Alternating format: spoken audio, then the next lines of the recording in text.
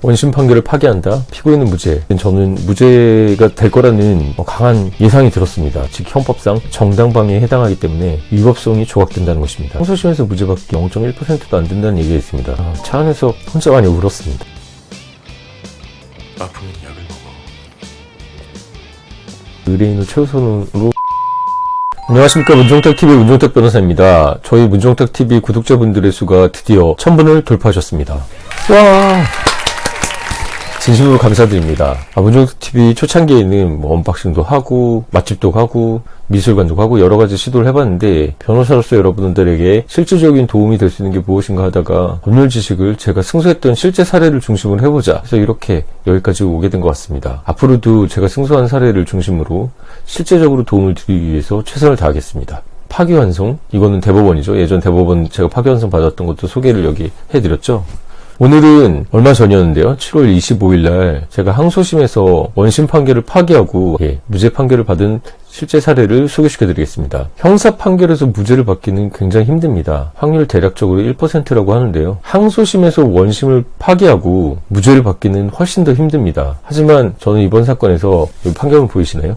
원심 판결을 파기한다. 피고인은 무죄. 2년 넘게 지난 형사사건에서 항소심에서 원심을 파기하고 피고인에게 무죄를 받게 해드렸습니다. 이 무죄 판결도 정당방위가 인정된 판결이죠. 정당방위 우리나라에서 거의 인정 안 되죠. 미국 같은 경우는 총기 휴대가 합법이잖아요. 서부 개척 시대부터 총기를 가지고 곰이나 그 다음에 강도들, 자기를 보호하기 위해서 총기 사용이 합법이기 때문에 정당방위를 굉장히 폭넓게 인정합니다. 집에 쳐들어온 사람한테 강도를 총을 쏴서 죽이더라도 정당방위가 인정되죠. 근데 우리나라는 먼저 때리고 난리를 쳐도 방어하고 이런 게 쌍방폭행이 돼버립니다. 불합리하다고 생각하는데요.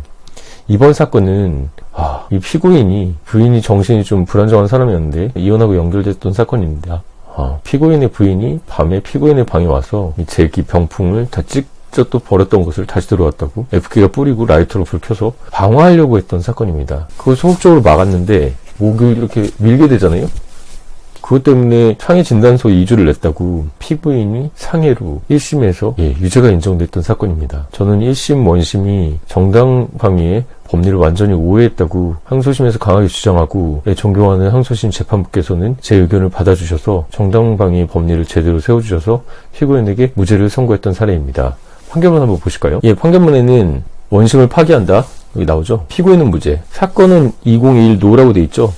노가 항소심 사건이고 2021년에 접수됐다는 것이죠. 그래서 거의 2년을 끌다가 이제야 판결이 나왔습니다.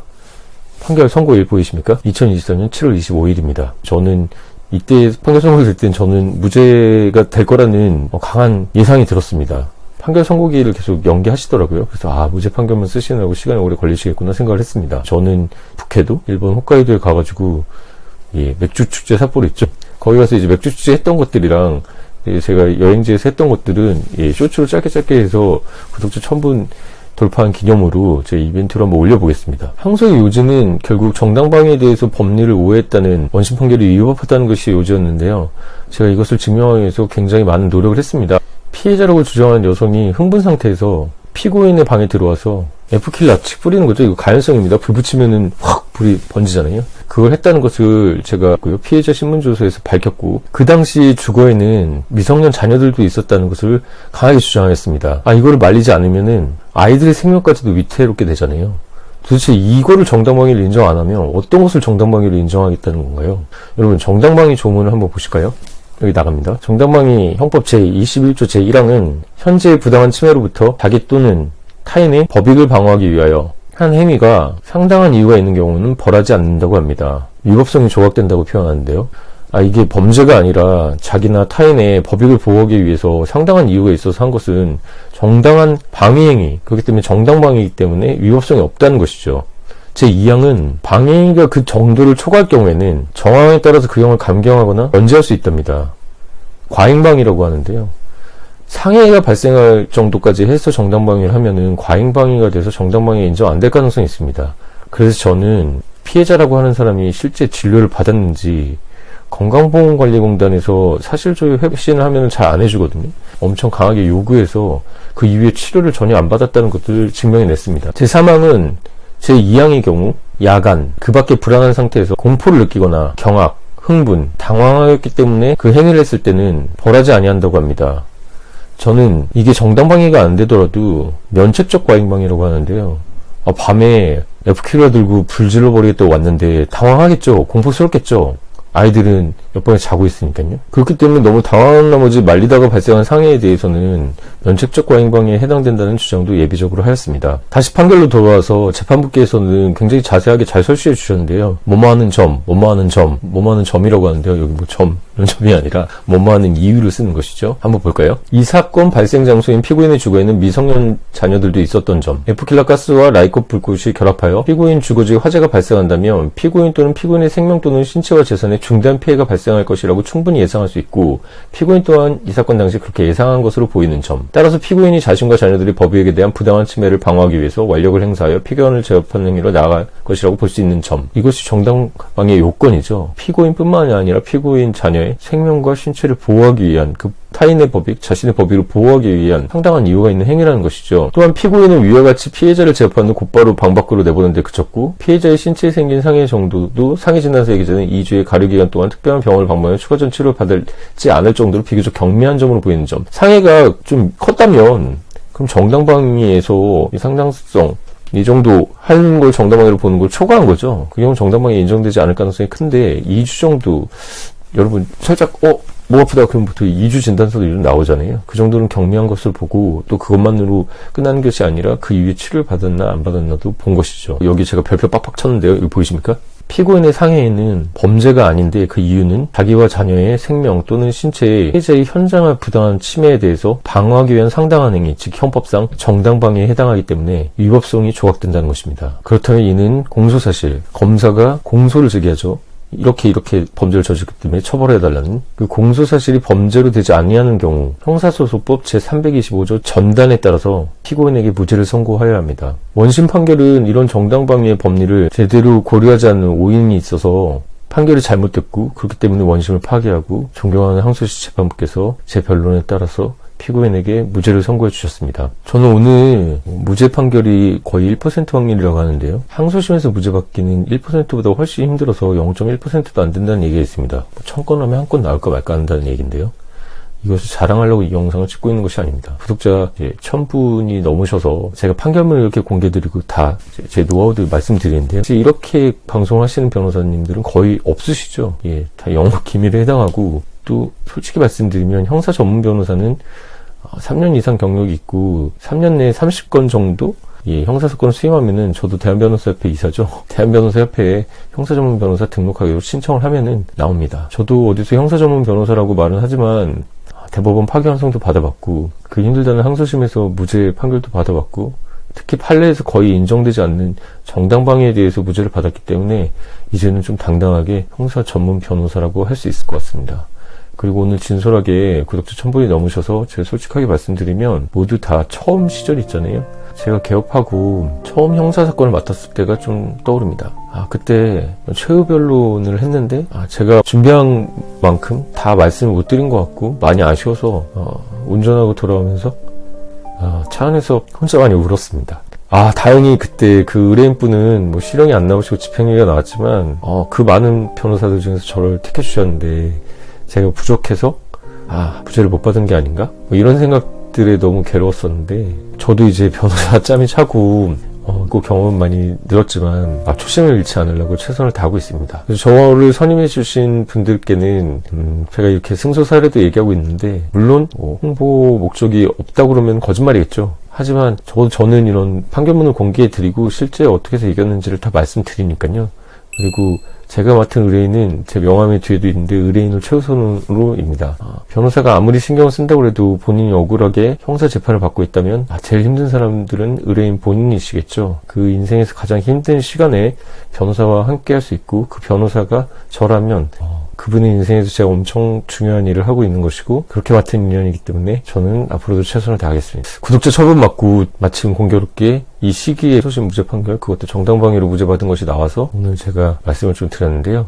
여러분 제가 문종탁의 성공변론 칼럼에서 썼고 문종탁 TV에서 계속 강조하고 있지만 솔직히 형사 판결에서 무죄를 받기는 매우 힘듭니다. 그래서 제가 항상 호미로 막을 것을 포크레인 와도 못 막는다고 얘기하면서 선임을 하려면 수사 단계에서 선임을 하고 그렇게 말씀드린 겁니다. 수사 단계에서 불송치 받은 것은 제가 무수히 많이 있습니다. 이 의뢰인께서 항소심까지 가면서 거의 뭐 2, 3년을 끌었던 재판인데, 만약에 처음 저를 수사 단계에서 만나셨다면 불송치로 끝나시고 현업에 집중하시고 이렇게 고통을 받으진 않으셨겠죠. 그래서 제 문종탁TV 구독자 여러분들께는 꼭 제가 아니더라도 다른 훌륭한 변호사님들 만나시더라도 부디 기소까지 그냥 기다리고 재판에서 해보자 이런 생각을 갖지 마시고, 수사 단계에서 변호인을 선임하셔서 꼭 방어권을 제대로 행사하셔서 불송치를 받으시길 바랍니다. 불송치 받았던 사례들은 제가 여기 링크 올릴 테니까요, 참고로 하시고, 그럼에도 불구하고 지금 이 영상을 보시는 분들이 항소심에서 대응을 하셔야 된다. 그렇다면 저를 선임 안 하셔도 좋습니다. 하지만 적어도 변호인과 계속 의사소통이 되고 1심, 원심 판결의 문제점을 정확히 짚어줄 수 있는 변호사, 형사 변호인을 잘 만나시길 바랍니다. 정당방위로 무죄를 다툴 수 있냐? 사실 우리나라는 회의적입니다. 제가 이렇게 정당방위로 무죄를 받았지만 저는 정당방위로 무죄를 받을 수 있다, 이런 식으로 홍보 광고를 할 생각이 없습니다. 싸움이 발생된다 그러면 그 사람이 나를 먼저 때리든 먼저 공격하려고 하든 여러분 피하십시오. 같이 싸웠다고 우리나라는 정당방위가 인정되지 않습니다. 이 사건은 피해자라는 사람이 밤중에 피고인의 방에 쳐들어와서 방화 위협을 했기 때문에, 이 정도라면 미성년자 자녀가 있는 상태에서 본인과 미성년자의 생명과 신체를 보호하기 위해서 한 행동이다, 이것이 인정됐기 때문에 정당방위를 받은 것입니다. 저도 어렸을 때 유도도 하고 검도도 하고 좀 커서는 복싱도 하고 요즘 가끔 킥복싱도 하는데요. 여러분, 제가 막 사람들하고 만나면 싸우려고 그걸 하나요? 그건 아닙니다. 최소한의 제 몸에 대해서 방어를 하고 또 남성이니까 어느 정도 무도로 자신을 연마하고 좀 강해지려는, 누구나 갖고 있잖아요. 하지만 그것이 싸워서 정당방위가 인정되거나 누군가를 패야겠다, 절대 안 되죠. 상해 사건은 여러분 반의사불벌이 아닙니다. 진단서가 나오면 여러분 처벌될 것이라고 보셔야 되고, 그럼에도 불구하고 내가 정말 정당방위로 억울하다, 이 경우는 전화 주십시오. 제가 의뢰인을 최우선으로 제 일처럼 최선을 다해서 사건에 집중하고 좋은 결과가 나올 수 있도록 최선을 다하겠습니다. 구독자 1000분이 넘으셔서 제가 소회를 많이 말씀드렸는데요. 앞으로는 좀 더 진솔하게 제가 느꼈던 점들이나, 제가 살아도 몇 살로 보이시나요? 40 좀 넘었는데 희한하게 저희 구독자들 여성분들이 굉장히 많으시더라고요. 솔직히 공개하자면 여성 구독자들이 남성 구독자보다 훨씬 많습니다. 왜 그런지 모르겠는데 제가 잘 때 제 목소리를 들어보면 잠이 잘 오더라고요. 좋은 밤 되시고요. 잘 자요. 아프면 약을 먹어. 들어가 자. 자고 나면 괜찮아. 아무것도 아니야. 그래서 그런 건가? 그런 생각도 했고, 남자들한테 제가 비호감인가? 이런 생각도 하는데, 다음에는 좀 남성분들도 좋아할 수 있는 콘텐츠? 뭐가 있을까요? 그런 것도 잘 올려보고, 또 제 1000분, 구독자 돌파 기념으로 실시간 방송도 있더라고요. 그러면서 제가, 대한변호사협회 이 사람 무료 법률 상담하면 안 되는데, 그래도 이벤트로 한 5분 정도? 즉석에서 듣고서 문답을 해볼 생각도 있습니다. 그러면 아까 전에 서두에 말씀드린 것처럼 제가 이번 휴전기에 여행 갔다 온 거 쇼츠로 좀 올려보도록 하겠고, 궁금하신 거 댓글 다시는데 원칙이 있습니다. 법률 상담은 유료입니다. 유료를 하지 않으면 변호사도 사건에 대해서 크게 책임을 지지 않고 집중도가 좀 달라지죠. 그리고 세상에 공짜는 없습니다. 병원 갔을 때 진료비를 내듯이 상담료 어느 정도 내는 거는 당연하다고 생각을 해주시고, 저도 이 변호사 되려고 얼마나 고생을 했겠습니까? 다른 변호사님들도 마찬가지일 텐데, 여러분 문종탁TV 많이 사랑해주시고 구독자 1000분을 넘어서 진심으로 감사드리고, 오늘은 정말 어렵다는 무죄 판결, 그것도 항소심에서 무죄 판결, 그리고 거의 인정 안 된다는 정당방위 무죄 판결에 대해서 설명드렸고, 제가 처음 형사사건을 맡았을 때 제가 울었던 얘기, 그리고 앞으로 형사사건을 맡으면서 제 마음 각오들, 그런 것들을 진솔하게 말씀드렸습니다. 앞으로 좀 더 노력하고 진솔한 문종탁TV가 될 수 있도록 최선을 다하겠습니다. 구독과 좋아요 눌러주시고 주변에 많이 홍보해주시면 진심으로 감사하겠습니다. 자, 여러분 무더위인데요, 건강 유의하시고 늘 행복하시고, 웬만하면 싸움에 휘둘리지 마시고, 형사사건 되셨으면 제가 형사 재판에서 대법 파기환송도 받아봤고 항소심의 무죄도 받아봤지만 가급적 수사 단계에 선임하셔서 불송치 되는 게 가장 좋다, 다시 한번 강조드립니다. 자, 지금까지 문종탁TV의 문종탁 변호사였습니다. 감사합니다.